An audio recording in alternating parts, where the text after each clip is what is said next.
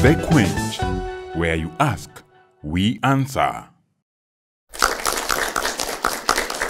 Now, before we went for the break, we were discussing the role of the youths in politics. And we started asking the question of why do youths take time to actually involve themselves in politics, and why do they not do it at all? And we had a few factors that were put forward, and I want my panelists to discuss them. Now, I want to start with you, Pastor NDUNG'U. Yeah. What do you have to say in matters of the fear that was said, the standing out among many, the having no multitude to back you up, and the fact that we do not trust our electoral process as the youths?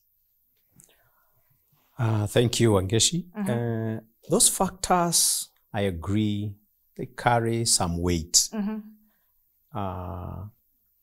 But that notwithstanding, there's a level of young people not really appreciating what is at stake.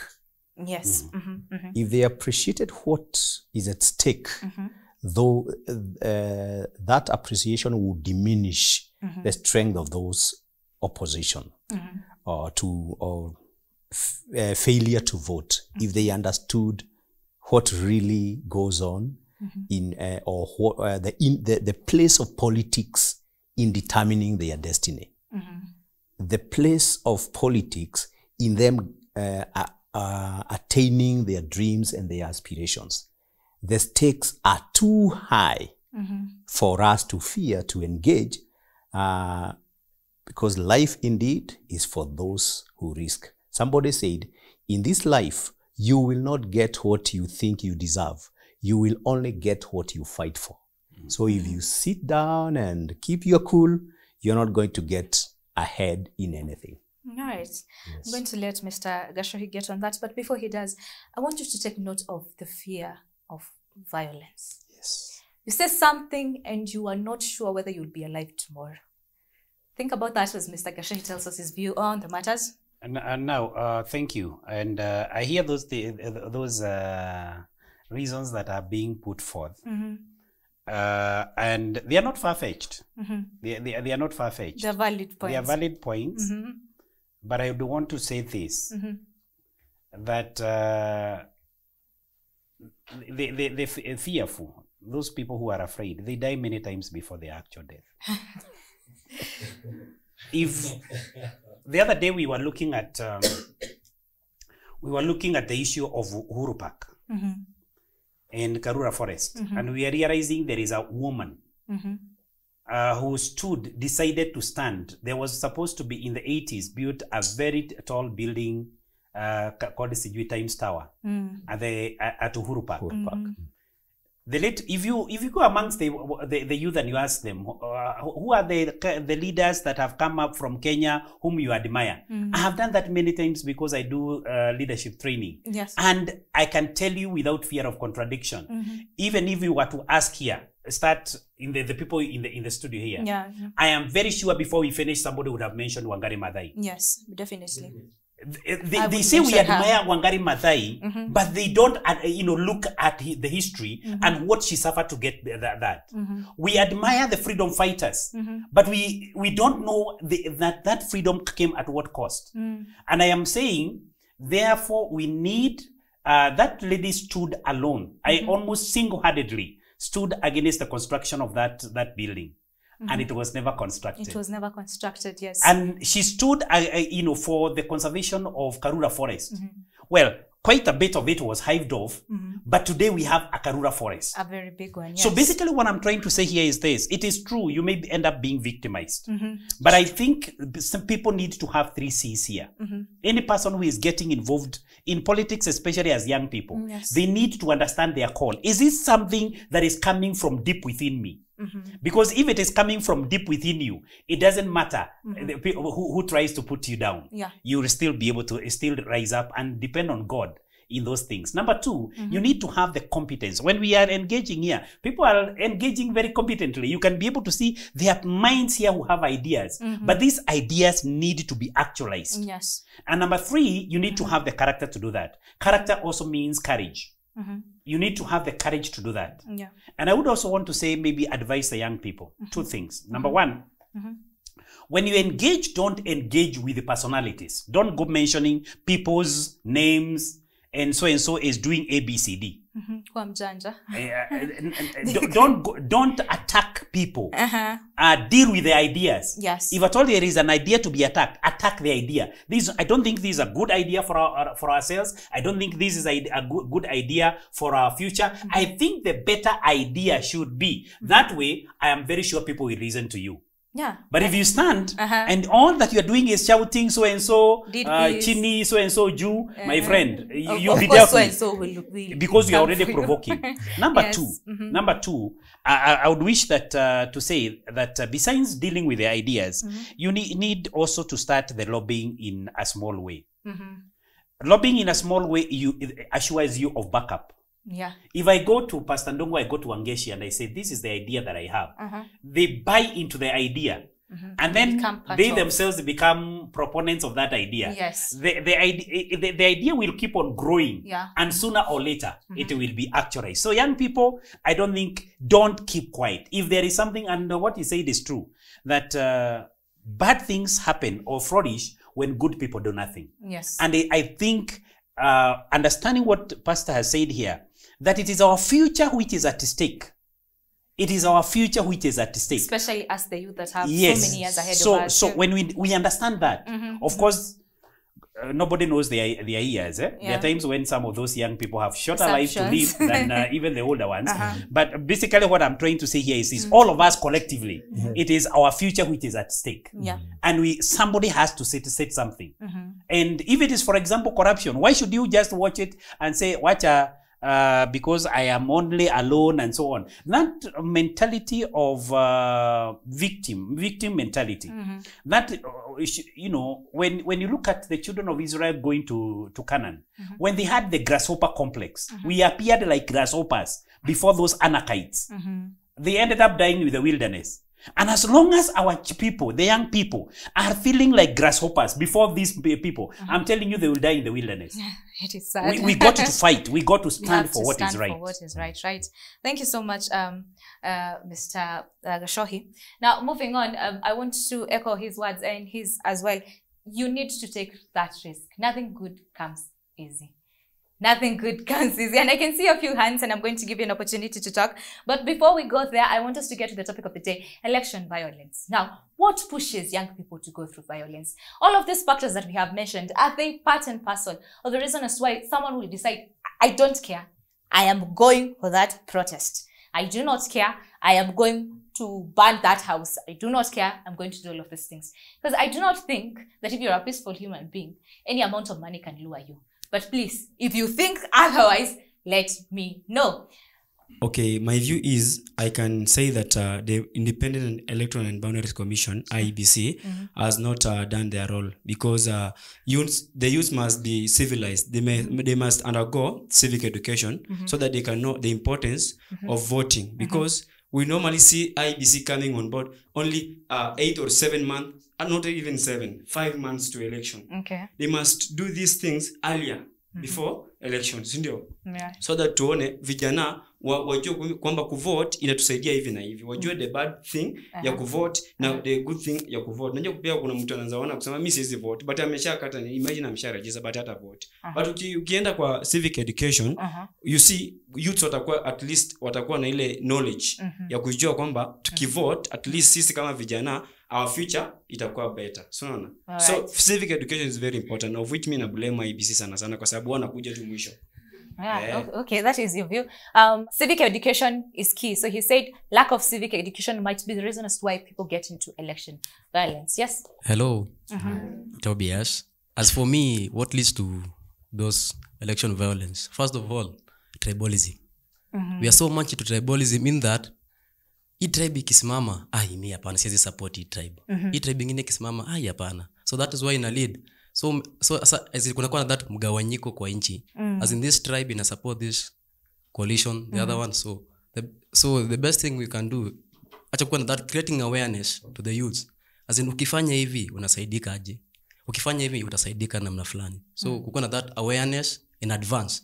I support my brother IBC imelegea. Inafaa create this awareness kitambo. Tunafaa tuitwe kama ni seminars, meetings hivyo, mnaambiwa let us discuss about this. Hakuna that openness ya vijana kujieleza. Unaona? So most of the people wenye wanaendaga hata hizi participation, watu wengi wanakuwa boda. Mimi nimeshaienda mmoja hapa Shabab. So many people, watu wanasema pale ni bodaboda. Unaenda ku raise voice as in you're seen like we hapana, bado wewe ni mdogo. Right, he has said tribalism. Another factor is family and how you're raised. Yeah. Okay, so if you're raised in a family where your dad akikuja jioni anasema that if umsi akivotiwa lazima tuende kwa and all that thing stick in your mind. So the way parents wanalea watoto wao, I mean, whatever you say mtoto atafuata because you are our role model. So as parents, teach us peace, tufunze kuishi na majirani, and forget about tribalism and all that. Parents have a role to play and they must. Yes, that is nice. Sam? I will say something about what Mwalimu has said. Is the youths are looking for a voice. Okay, somehow the reason why the youths are talking kwenda, it's because they know there's someone out there mwenye atatokea na hiyo voice. Okay, now inafaa kuwa how, but wanajua kuna mtu atatokea. So like they are looking for this voice yenye huyu msi atatokea aseme. Hata sahi kuna candidates washatokea, presidential candidates, na wanasema this is how I'll bring down corruption, this is how I'll bring down this, this is how I'll bring up this, and this is how. Now whatever itaendana na line ya youths, because the youths are looking for something out here. Kila youth ukimuuliza what are you expecting to see in a candidate, atakuambia. And now this is what happens ndio hiyo post election ikuje. Now if that voice hatachukuliwa, the youths will stand and fight. And they will do it in a wrong way. Hawata protest peacefully or so. So now, activism now turns into peaceful protest, and vigilante groups and things like that. Yeah, so wataenda hapo sijui kwa ofisi za ABC ama wapi, wapatane nao polisi wanakuanga tu hapo. Waanze kuwasumbua tu. And you know, waletane juu, they start fighting and all that. They will not get what they wanted to get. So there's I'll echo again and say there's this voice the youths are looking for out there to all these politicians when you're huko nje. Now if one of them won't stand and now bring these things the youth wanataka kusikia, it's now it will turn now to somehow chaos and all that. All right. To Bikoro, and then we get back to our panelist. Hi Bikoro. I think the youth are involved in the post-election violence because we vote for people and not for the ideologies they stand for, not for the manifestos they bring, not for the things they tell us they will do when we get to elect them. Nice. I don't think maybe you decided to vote. The person you decided to vote for and the person I decided to vote for, I don't think we'd fight, you and me, even if we chose different people. Yeah. If we thought, if maybe your decided leader, amesema mimi nitajenga barabara 1 kilometer, mine aseme mimi nitajenga barabara 2 kilometers, I don't think that would make us fight. But because we looked at the ideologies they came with instead of looking at the voting for different people. If we only voted for the ideologies they came with, I don't think I would be getting to that point of violence, because every politician anakujana something they want to bring up. Okay. Nice. I love all the comments that have been given, and I am sure my panelists have heard a thing or two. We have heard about civic education, we have heard about tribalism, we've heard about background from our parents, we've heard about getting disappointed when the voice that we chose as the youth does not get there. And lastly, we've also heard what Bikoro has said, that we vote for the people and not for the ideologies. What do you think causes people to get into election violence? And of course, there's the push of money, yeah? You're already angry and then someone gives you money on top of that. What do? So you go on with it, yeah? Someone is making you angry and you want the money, and they're giving you money to do something to satisfy your anger, so you go on with it. So why money is a very important key player in all of this mess. All of these things that have been said also play a key thing. in the whole process. So while we wind up, I want you to tell us, why do you think the youth take part in election violence? And on the same note, tell us what should they do instead. This is why they do it, and what should they do instead. I don't know, let me start with Mr. GACHOHI, wind up, and then. Thank you, Wangechi. I think there is a point that we lost in the other whatever, and I thought that I needed to visit it briefly. It's all right. On somebody saying, I won't vote because I don't think it will make a difference. Even if you don't vote, you'll have voted. Yeah. Abstaining is actually also voting, even in parliament. Yeah. Because the person whom you would have voted for will end up losing that one vote. And if at all there is one vote, so many of them, they end up losing. Yeah. So I would want to urge every person to make your decision and vote for whoever you want. Now, the other thing that I would want to say is that something that has maybe come in a different way. One of the things that happens quite often during electioneering is radicalization. The youth are radicalized that your life and everything depend on so-and-so, or it depends on this political party. That, to me, I can tell you it is not true. Okay. If you look at, for example, in the last elections, we had people in NASA, we had people in Jubilee who were elected. Once somebody is elected an MP, the amount of money that is due to his constituency in terms of, CDF, they will be given regardless of who is the president. Yes. Because there are systems in place. Yeah. So in this case, therefore, let's not think that our life depends on any one particular formation or any one given individual. Okay. Because that one is created for people to be able to take their whatever. But the other thing that actually causes election violence, and it has also been stated in a different way, is feelings and perceptions of exclusion. Whether we are being excluded as a tribe or we are being excluded as a youth, that feeling of we are not on the table. And somebody said, if you will always be at the table. Kenyans, we will always be at the table. Either eating or you are the menu. So, either way. But that feeling of exclusion, that we are not part of it, that brings a kind of disappointment that when people now are let alone incited, it's very, very easy for them to turn violent. Okay. The worst violence that we have ever had in Kenya is what Pastor NDUNG'U said here, 2007, 2008. If you remember that, there was the clarion call, 41 against 1. It was tribes, 41 tribes against one tribe.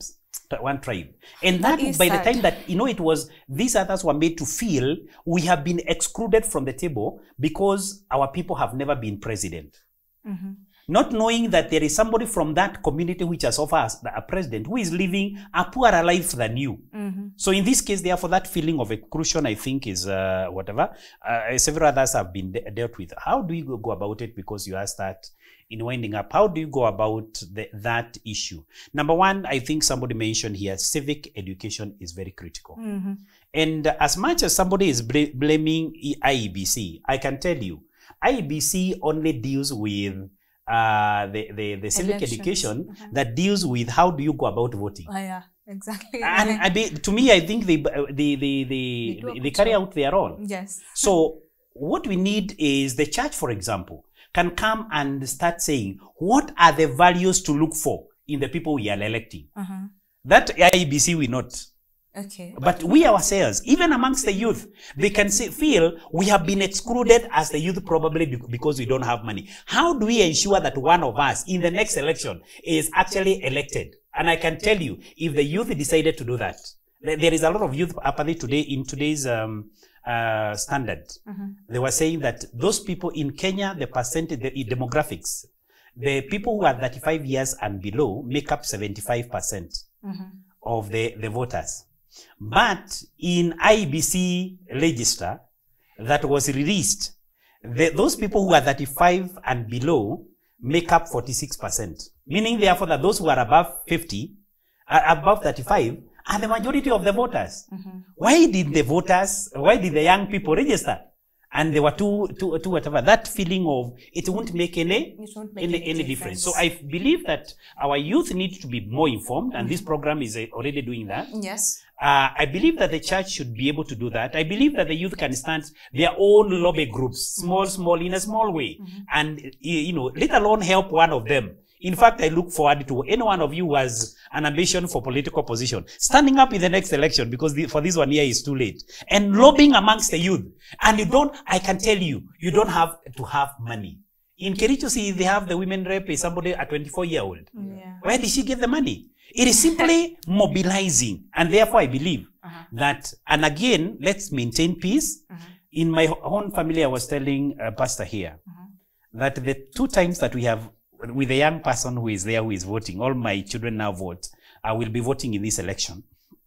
But I can say that we have never voted for the same candidates. And we discuss it in the morning. And they say, I'm going to vote for for so and so. And for me, I'm going to vote for so and so. Yeah. It is nice to hear that you vote for different people and laugh about it. Yes.